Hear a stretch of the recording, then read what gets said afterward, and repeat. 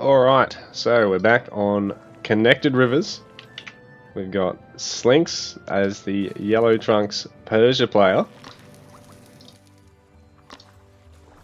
Oh, Yellow Persian, eh? Just like last game. He's doing his fishing already. It's up against FF here. Blue Trunks Greeks player. Interesting, FF's put the dock all the way to the back here, rather than putting it on the front side. Because, I mean, really, if he puts it here or here, he's got instant drop-off. But this way, I suppose he gets to use it as a wood storehouse. I think is the idea behind this. Still, it's just funny to see, because if he does go for fishing boats, they're going to have to try and cross a bit of distance there. So, Slinks right now is just... Oh yeah, he's going on the wood as well. Just fishing and chopping. Not actually getting any boats, no dock. Yeah, I mean, if FF had to go on this side, he could dock here and he could do the chopping the exact same. And that way he's just got the quick gathering for his fishing boats.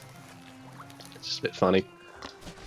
So Slinks, he's getting his here. He could have got it here actually and used it as a storehouse for the berries. So neither of our players thrown down the most optimal dock that they can. I don't think. Because yeah, if it goes here, it's closer to that second patch. And he's already fishing out of this first one.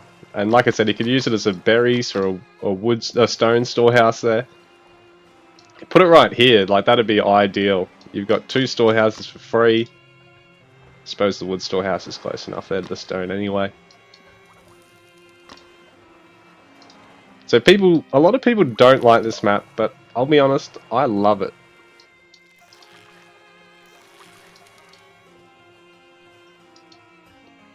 It's pretty similar to like Equal Footing or something in terms of the land resources scattered around everywhere. In fact, they're probably a little bit closer because you lose all this area in the center of the map.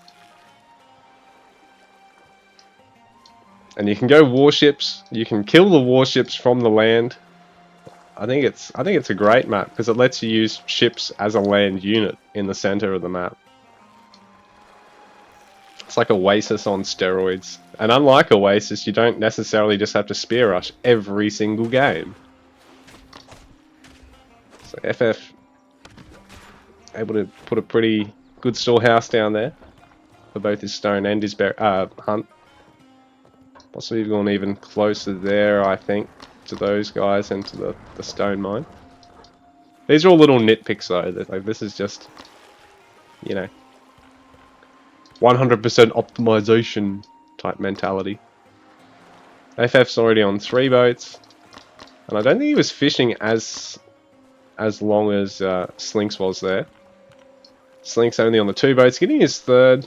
FF going to age 3. Slinks is pop capped at the moment, so he's getting a couple of villagers to make that house. He can afford to age up at this point though, so I think he could look at queuing that up. He's going to add one last villager. And then probably looking aging after that. I think he's going to run the risk of either gathering on the food here. He could, yeah, he's going to cancel these guys gathering. Just have just the boats. This is really good. Because then he can catch up a bit on the gathering for the town centre. FF has got to get a fair bit of wood to get his. He's going to go for an early barracks. Don't think either player is going to be looking to go for a particularly early warship here either. I mean, if FF does, it really chews up his wood. Oh, he's going to get net lures. Handy upgrade for the conservation, because it turns this 4,000 food into 5,000 basically. You know, minus whatever you've already gathered out of it, but 25% is pretty big. And yeah, it works, like if you've got 4 schools of fish there, 1,000 food each. Another quarter of that is another 1,000 food. So you're probably looking, by the time you take the upgrade, at about 700-ish. And Hypaspis for FF. He's stopped his stone gathering. Needs to get plenty of wood though. Just investing in 2 more structures there. 3 more. 2 storehouses and a house. So he's going to be stuck on 1 TC for a little while here. Slinks is already getting his. So Slinks is going to go for a galley. Galleys, they're good. Not as good as other warships in a head-on fight, but they are cheaper. And I mean, if he parks it here, he can really deny this. Try and pick off a fishing boat or two. FF's going to be aware of Slinks over on the hunt here. Slinks probably would have wanted to kill this first with the scout, because now it's really started to scatter, but at least he does secure the gold mine, and it really protects these other resources here from any kind of harass on the land. Like, there's no way you're getting on top of the gold or the berries without taking damage from one of the TCs. FF is just sending individual infantry in, and I don't know if this is a great idea here. But this spearman does manage to sneak it. Oh, he goes all the way in and then backs out. What are you doing? Go and harass that low health villager. FF doing a bit of infantry scouting here. And I don't know why, it's not really paying off. It's getting a couple of spearmen killed. Slink's adding another galley. And he's added a range and getting a barracks now. He's trying to wall himself in there, protect that town centre a bit. FF getting a TC. I think he would have wanted to put that back a tile just so he could gather a bit more efficiently there. Like in this instance, it's cost you quite a bit. It costs you less being a tile further away than it does being a tile too close, I think. So another spearman getting picked off. This is a really not great fight here for our Greek player. FF's not going to get a lot of damage done. The galleys are going to be able to clean all that up. So Slinks is almost back. Both our players are banking a fair bit of food here, so I think they've estimated just how much food the dock is going to generate for them at the new gather rate. Because fishing boats also got hit by the eco change. So now they're back up to, I think it's 1.8 food at a baseline, and then even higher once you get the upgrade. 1.6, yeah, so it's 20%, yeah, fair enough. So Slink's getting a little bit of everything. You can go for rigorous training here if he really wants. Yeah, he is going to get it actually. So it'll be a bit expensive, but he can train things really, really quick. 6 seconds for the bowman. That's unbelievable. 12 seconds for the Asabara. So this is not a great fight for Slinks here. FF's going to get that spearman for free. He might even get a second here.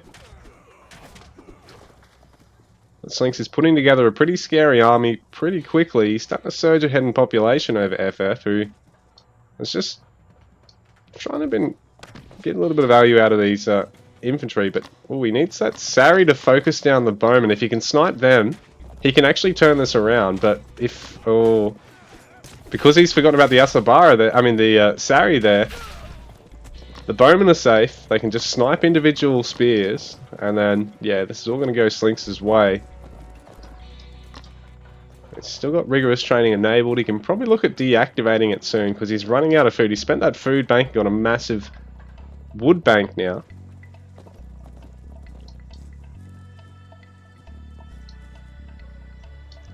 Well, if he gets a bit closer, he can harass that fishing boat, I think.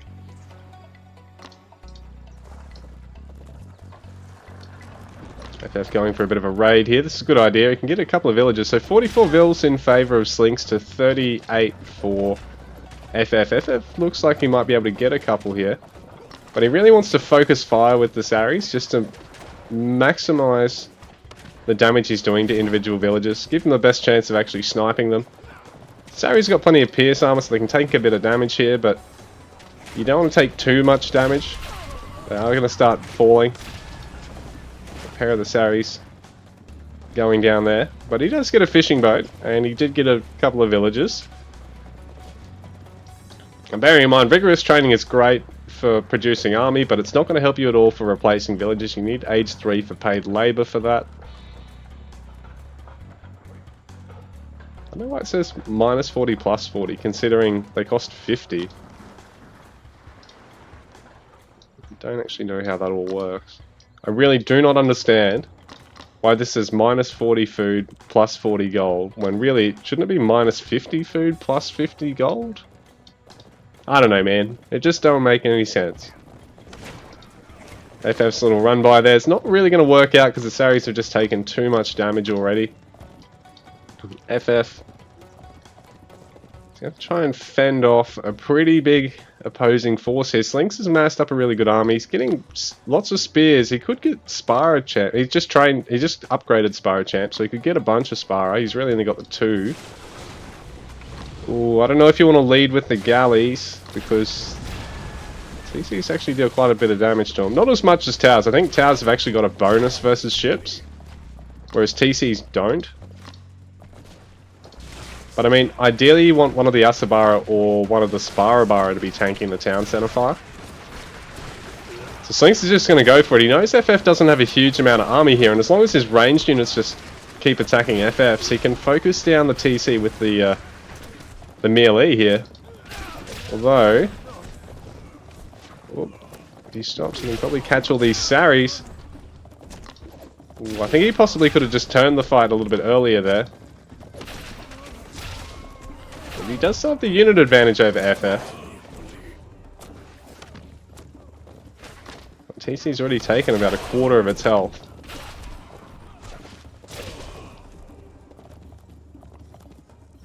Looks like FF able to defend for now, getting age 3 on the way. So Slink's not dealing as much damage as he'd hoped to there.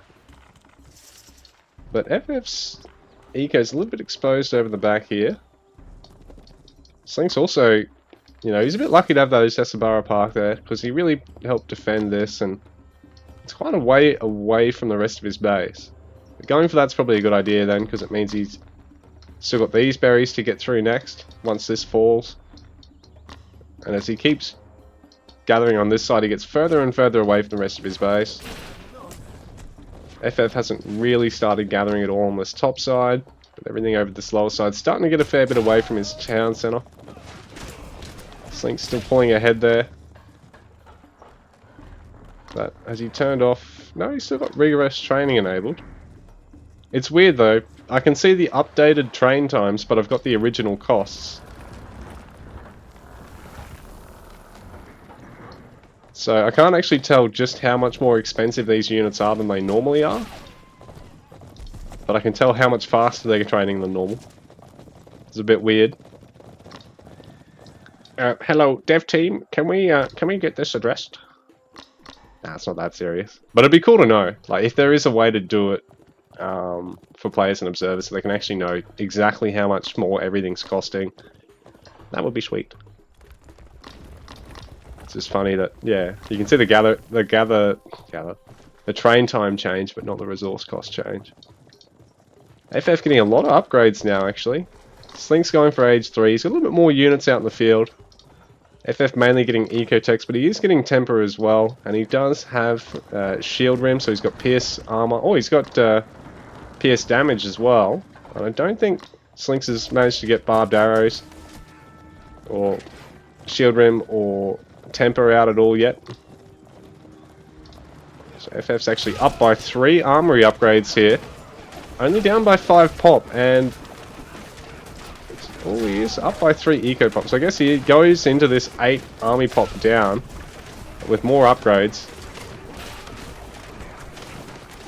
He needs to try and get some value out of these Saris, because the longer they're just chasing the bowmen, the less they're actually dealing damage to them or to anything else. But he's doing well to avoid damage from the spearmen. But it looks like Slinks has got just enough to repel his opponent here. I mean, he is fighting at home, so he's got 3 barracks just spamming out the spearmen at 7-second train time. Slinks is a tough nut to crack there. I mean, replacing units as Persia in this stage is more expensive than it is for your opponents, but because you can mass everything up faster, oftentimes you get the value back anyway, but just because you've got so much more damage and so much more health in your armies that little bit quicker, particularly if you're fighting defensively, that it just becomes unviable for your opponents to fight. Because now if Slinks widened that population gap a bit more again, FF had gotten some upgrades, like he leads on armory upgrades, but I think he probably needed the champion upgrades to really take that fight.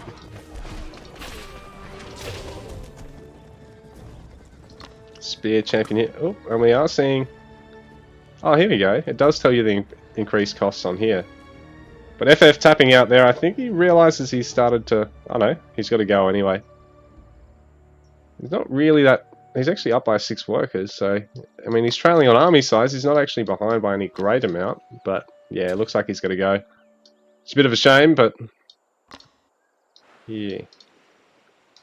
Let's have a bit of a look at how things were going. Yeah, Slinks was starting to creep ahead there, but, I mean, after that last couple of fights, things had started really close there too, I think. And FF had begun to lead in terms of eco pop, so that could have been a big help.